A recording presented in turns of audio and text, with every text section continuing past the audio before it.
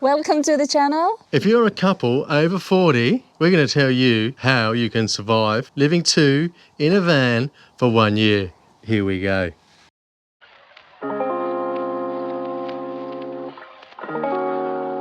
Here in the van every morning I enjoy the coffee and the serenity, reading my book and enjoying the peace and quiet.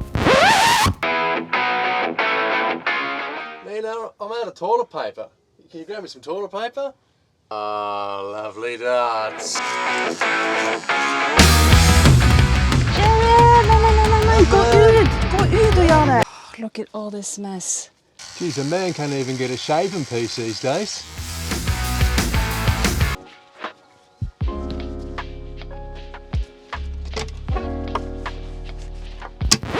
Where's my shorts?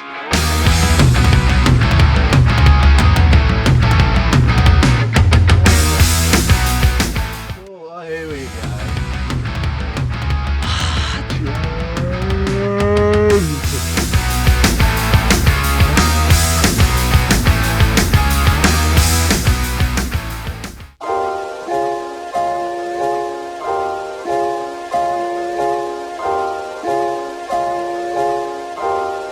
Living in a van has its dynamics. Myself, I'm a bit of a, what do you call it? I'm a bit of an extrovert, and Nina, she is more on the introvert side. So it is an interesting combo. We need to get to work here in this small, tiny living place. Shit, the coffee's ready.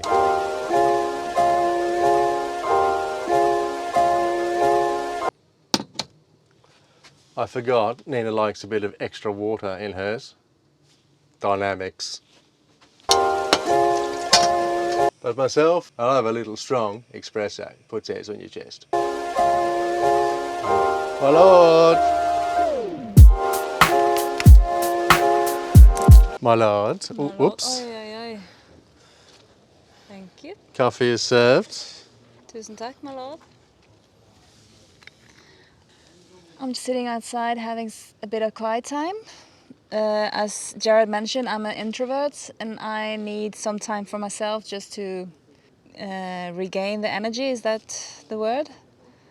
So now I'm just sitting outside, soaking the sun and listening to a good book.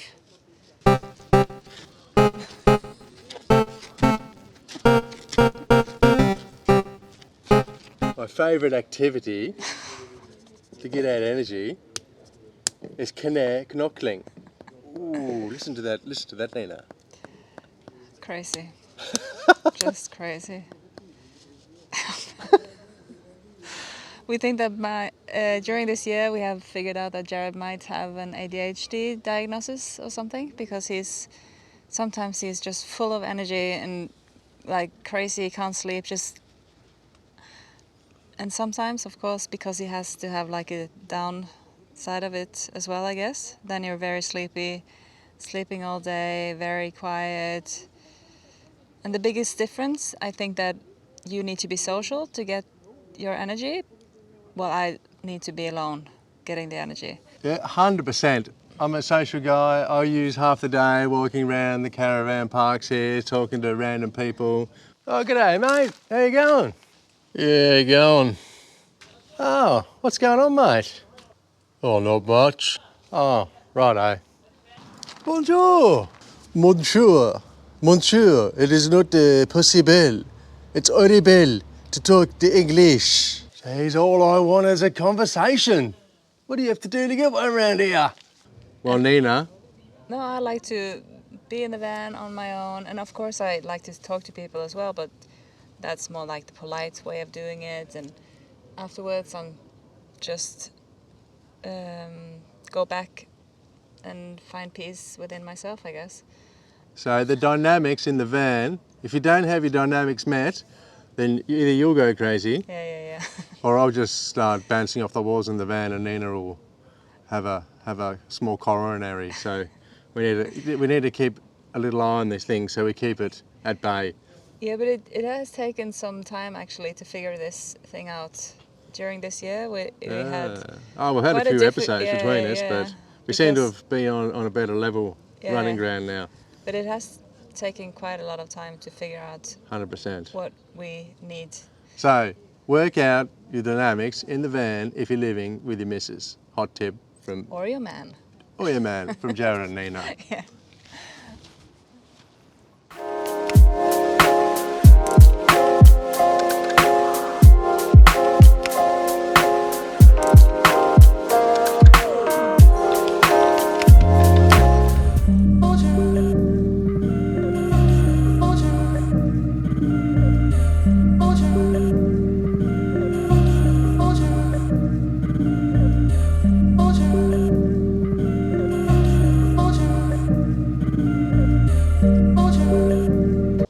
Now that we're done with the dynamics of myself and Nina in the van, let's move on to, what are we talking about now? Oh yeah, let's talk about routines. As a rule of thumb, when we pack up, we're on the move today, we're moving on. As a rule of thumb, I do the outside, put the mat in, the chairs in, tie the surfboard on, put the fire pit back in, and Nina does the inside of the van.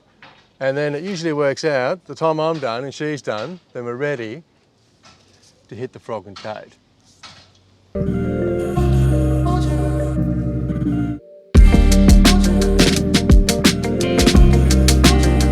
So our tip is having your routine down pat on who's doing what saves you a lot of hassle in the long run. Today has gone smooth. I've done outside, Nina's done inside, and we're ready to say goodbye to our neighbours, say goodbye to old mate the dog, and we're out of here.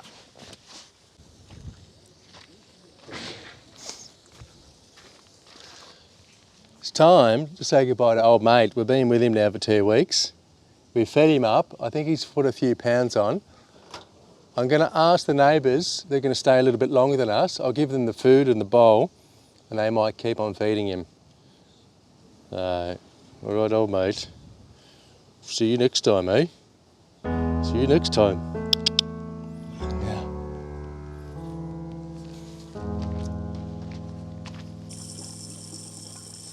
Routines. I'm always in charge of filling up the water here, and we thought we'd grab a tank from Ali before we head over to Marrakesh way.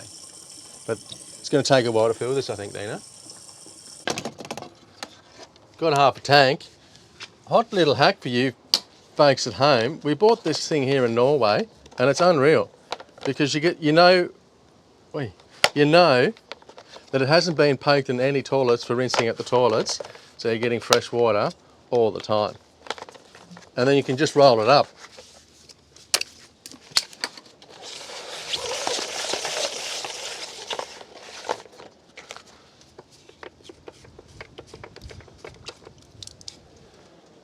Don't forget your connection, otherwise you'll have a problem.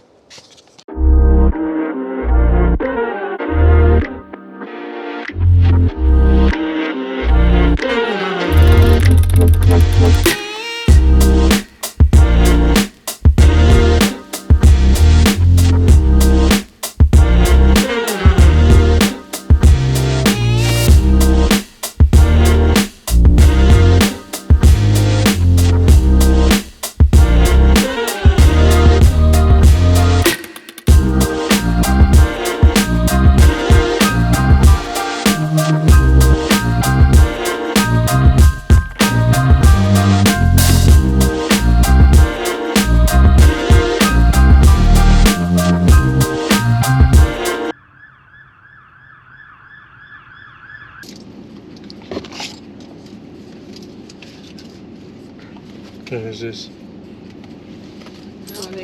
No problem, no problem. Yeah, So this is yeah. no problem. Okay. 150. Yes. Sign here? Yeah, yeah. Okay. No problem. Ça, is to Morocco, no problem. Yeah. Depuis Morocco. Thank you, First sir. visit in Morocco? Huh? First visit? Yeah, first Yeah. visit. We like very much. Look, our village 80, 100. Yeah, yeah. Village, Yeah. on verra 60. Okay, okay. N'oublie pas la 50. Yeah.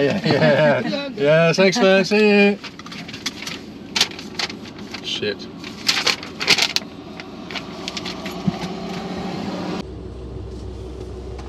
just got done for a speeding ticket. He reckons I was doing 71 in a 60 zone, but it was 80 and we hadn't come to the 60 yet, so I don't know, he might have been taking the piss, but anyway, he was a nice guy and we paid him 150 dirhams and he said, don't worry, it's all good. So, look, as a rule of thumb, I drive like a grandpa.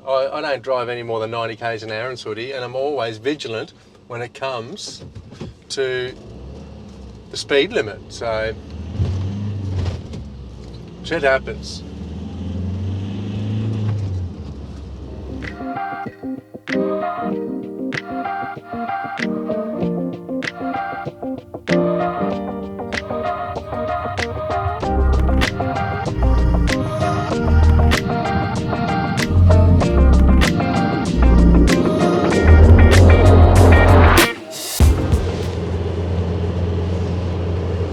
Routines are essential to keep things above board here with two in a van. Even this morning, Her Majesty here was losing it at me because I wasn't quite following the routine, and the cheese slid off the cracker straight in the sand at the Sidi Kwiki campground, and there was a little bit of carnage. Things are smoothed over now and we're back on the routine and things are looking good again. The thing is that me and Jared are so different when it comes to time management. I'm more efficient, like today's goal was like to get on the road, do the driving for 5-6 hours, but Jared is more like chilling, talking to the neighbors. We're using like 2.5 hours to get off the campsite today. So in the middle of all this, I'm getting a bit frustrated. I admit that, but I'm all good now. We've been driving towards Marrakesh and we've been looking at the beautiful Atlas Mountains, and that calmed me straight down. So stick to the routine and 9 times out of 10 you'll be right. I'll be right. I'll be right. I'll be right. Yeah. So routines in the box and it'll be happy days for you and the wife having a happy life. Cheesy.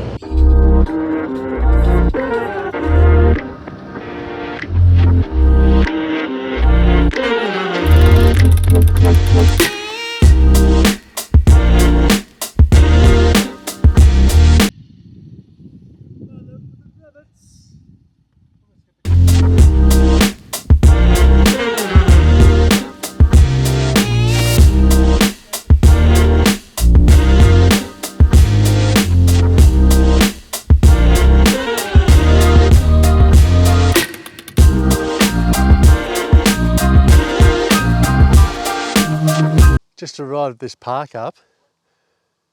It took us 6 hours to get here today and we're inland, and you can tell the difference. It's going to be 5 degrees here in the night, so it's a lot colder temperature. But let's get back on track tomorrow with living with 2 in a van. I'll see you in the morning.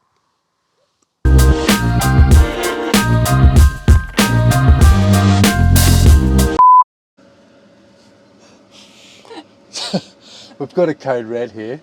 Look, it hasn't happened before in 1 year. But Nina was on the potto. Nina was on the potto, the toilet. Potto in Norwegian.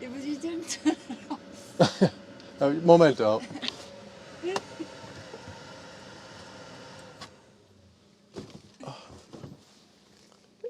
Yeah, we've got a code red. Nina needed to go to the toilet, and she just for dessert made this avocado dessert thing with coconut milk and avocados and a date thing, and it went straight through me. So at the same time, we had a movement in the bowel, and we're fighting for the toilet here. And just to say it mildly, it's a bad case of the squirty bum here. So I hope this will go over. logistics with two living in a van on a code red.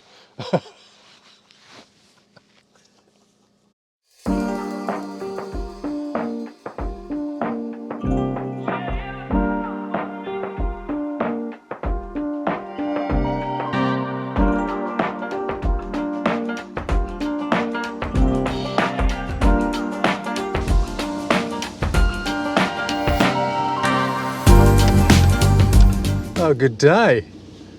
We're here now to look at the final section of two living in a van. Here we go.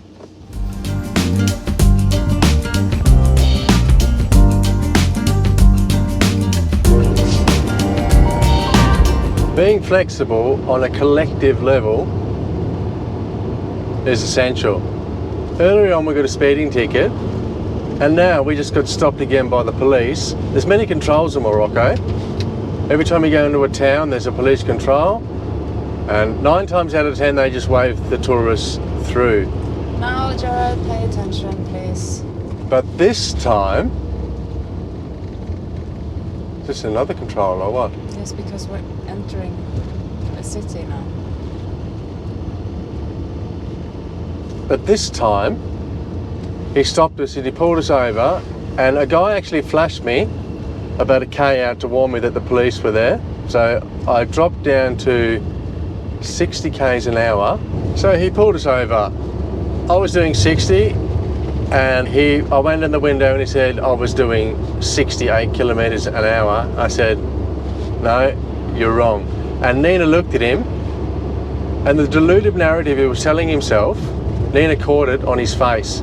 He was telling porky pies, and I contested it. I said, look mate, I'm not accepting that. I'm not accepting that I was doing 68, because I know I was doing 60. All of a sudden he wanted my license, he wanted my registration, he had me out of the car, and then all of a sudden he said, you see, you didn't stop at the stop sign as well. So he got me on that altercation. But when I slowed down, and before I could even stop, he was waving me in to pull over, so I had no chance. So he was a corrupt policeman, and the ticket was 400 dirhams, which is about 40 euros. He asked me where I was going, where I'd been. He was giving me the full rundown. And then he said, what do you do for a living? I said, I'm a school teacher. And he said, working with children, yes, and this and that. And then he halved the price of the ticket. And then he put the paper down. He didn't even fill out it properly. And he put the 200 straight in his pocket. So there's a lot of corrupt police around, and you can bargain with them, and you can say, I'm not accepting this. You don't have to accept everything they say. So on the collective level, if you're not flexible, you'll be paying more than you can get. I could have taken it even more, but then I probably would have been pushing my luck, and then maybe who knows what they'll do. So I think I played it on a good line, and he got me, he got my money, but what are you going to do? Being flexible on a personal level, at the same time, Nina, she went back, because Nina doesn't deal with these situations too well with police, because she's very dotting the I's and crossing the T's, and she just can't deal with this sort of stuff. So I dealt with it. She went back. What did I do back? I didn't go back. Yeah, you were back there. You were back here, weren't you? Oh, you were sitting here, and she just, instead of getting involved, she got involved. She would have said something maybe that he didn't like. I tried to get involved, but I figured I should just shut my mouth. Yes. So, but if you're not flexible, you wouldn't shut your mouth and you'd say something. Like when we came into Morocco, we got caught taking a photo at the customs, and the policeman came over and he was losing it, deleted the phone, took the phone off Nina, and she wasn't being too flexible there, so I had to smooth it over. Sorry officer, we won't do it again. And I used my flexibility to diffuse the situation. So flexibility, you need it in the van with the missus and myself, look out mate, and you need it when you're dealing with people around here in Africa or Spain or wherever you are in the world. Flexibility, it'll get you far.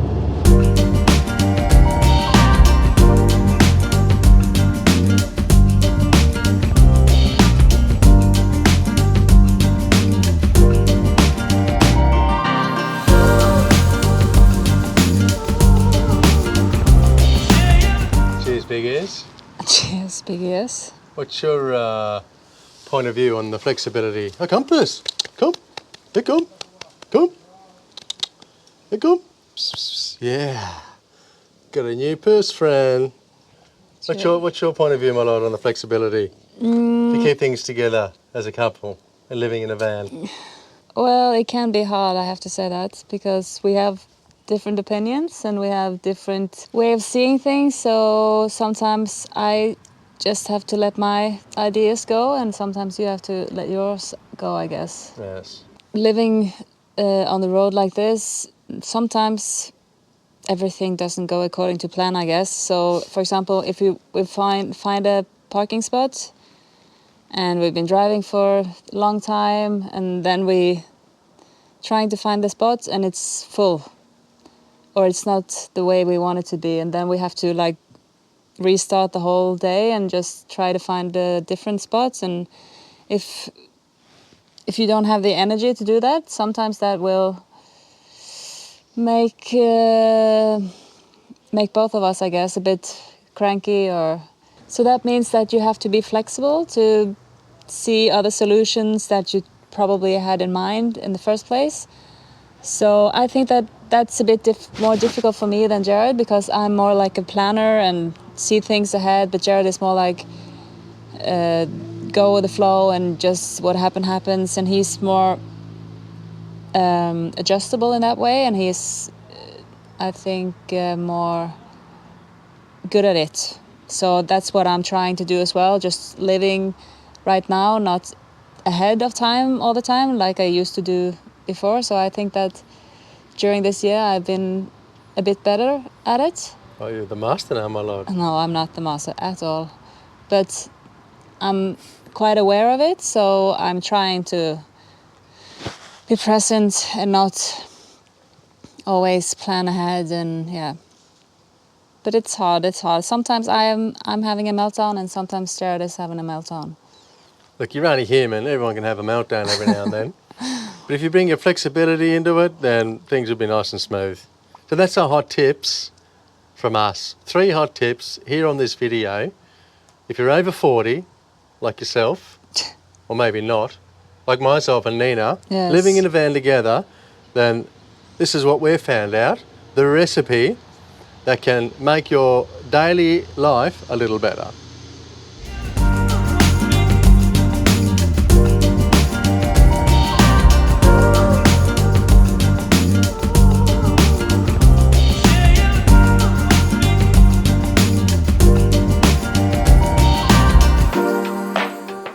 Skål, my lord.